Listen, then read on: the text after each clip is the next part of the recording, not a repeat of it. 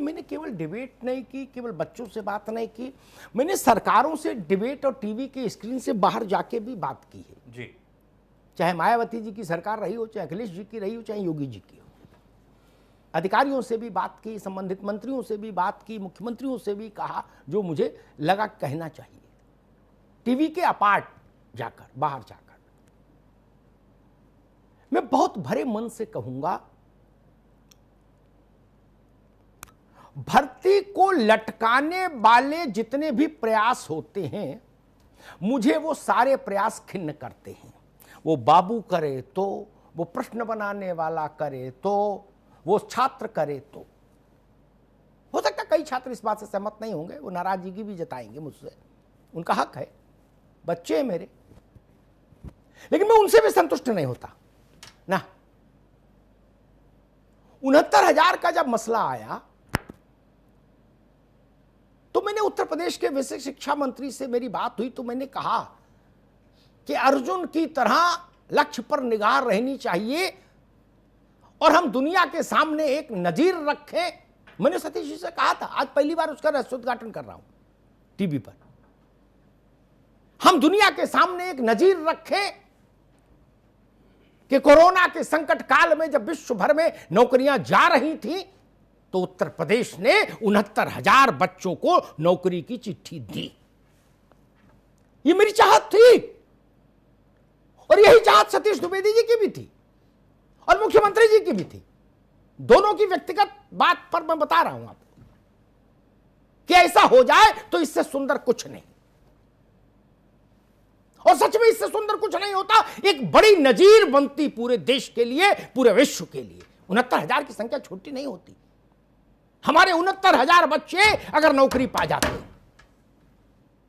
इस कोरोना काल में, विपरीत परिस्थितियों में कैसे अच्छा किया जा सकता है, सकारात्मक किया जा सकता है, उसकी एक मिसाल बनता ये भर्ती अभियान।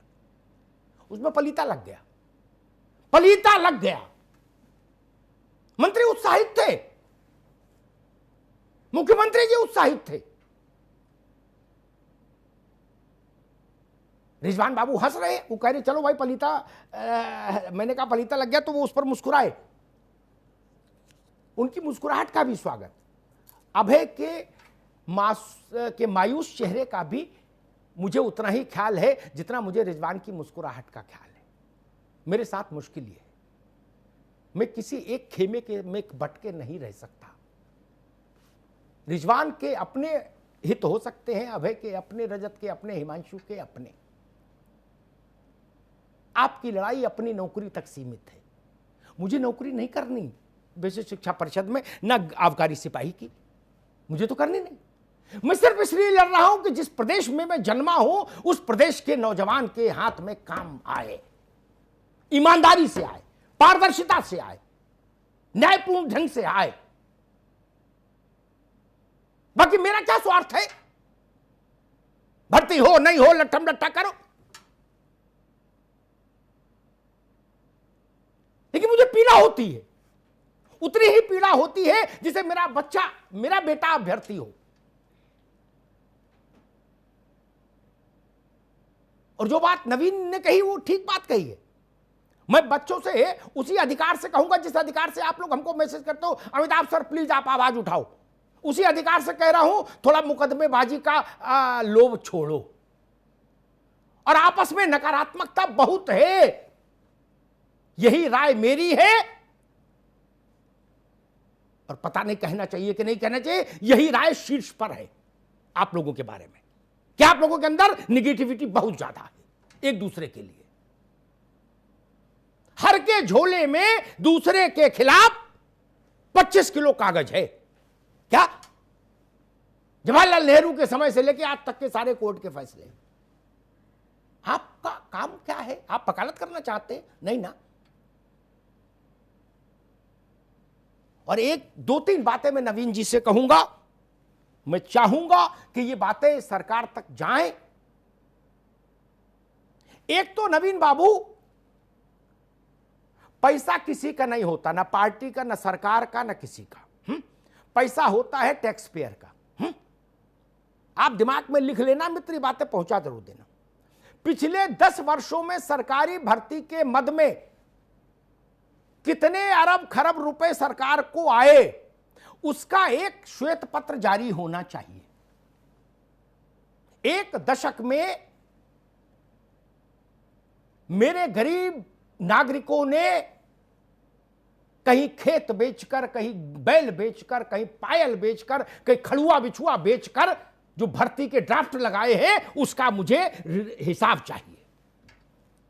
एक श्वेत पत्र बनवाइए। कोविड में भी और कोई काम भी नहीं हो रहा, सारे बाबू खाली बैठे, बनवाइए एक श्वेत पत्र और जारी कराइए। मेरी गति एक सी रहती है।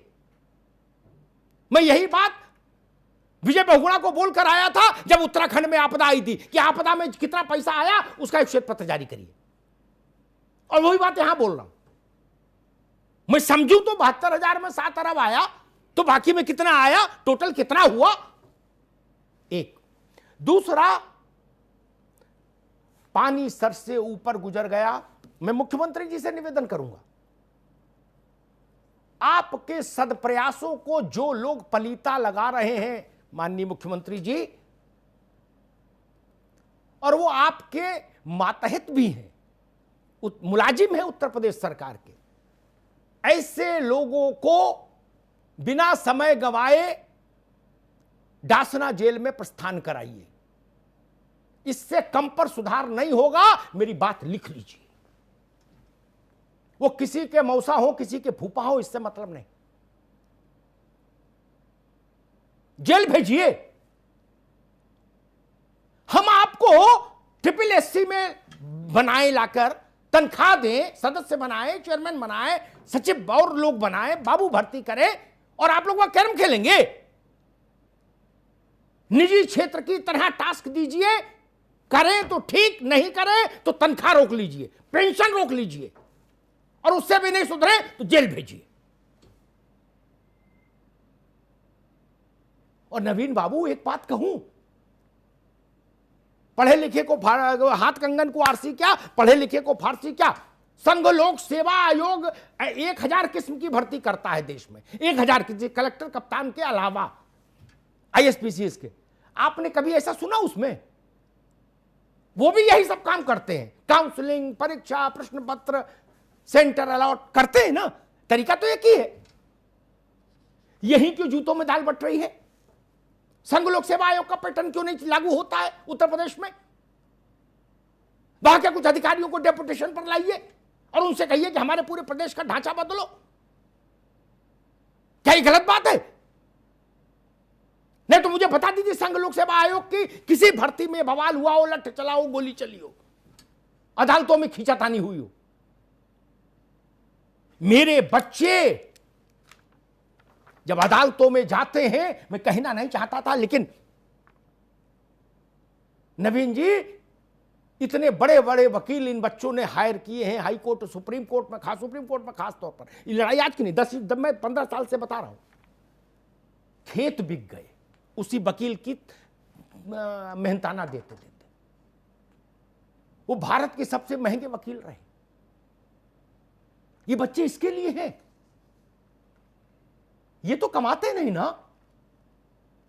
ये बाप का खेत बेचकर आते हैं, मां का मोतियाबिंद का ऑपरेशन टल जाता है, बहन की शादी रुक जाती है, पता है? तब जाके एक बाप इस उम्मीद में होता है कि चलो अब शायद कुछ रास्ता निकल आए, बच्चे को नौकरी मिल जाए। यह पाप गौहत्या के समान है। और जिन भी नौकरशाहों ने किया है, उनको क्या दंड मिलता है, यही कसौटी होगी जी। और दूसरी बात, जिन्होंने पर्चा बनाया, इस बात को मैं 4 बार बोल चुका हूं, आखिरी बार फिर बोल रहा हूं, जिन्होंने पर्चा बनाया, ऐसा पर्चा जो हाई कोर्ट में जमीन के बल औंधे मुंह गिरा जाकर, उनकी जेल यात्रा होनी चाहिए। और मैं नवीन जी से कहूंगा कि उत्तर प्रदेश सरकार के प्रवक्ता उनकी जेल यात्रा की सूचना सार्वजनिक भी करें कि आज प्रदेश के लिए खुशखबरी है, ऐसे 5 लोग जेल भेज दिए गए। छोटा मजाक है क्या? 4 लाख लोगों, बच्चों के साथ ये खिलवाड़ कर दिया। ये पाप है, ये गाय के मांस खाने जैसा पाप है। धन्यवाद।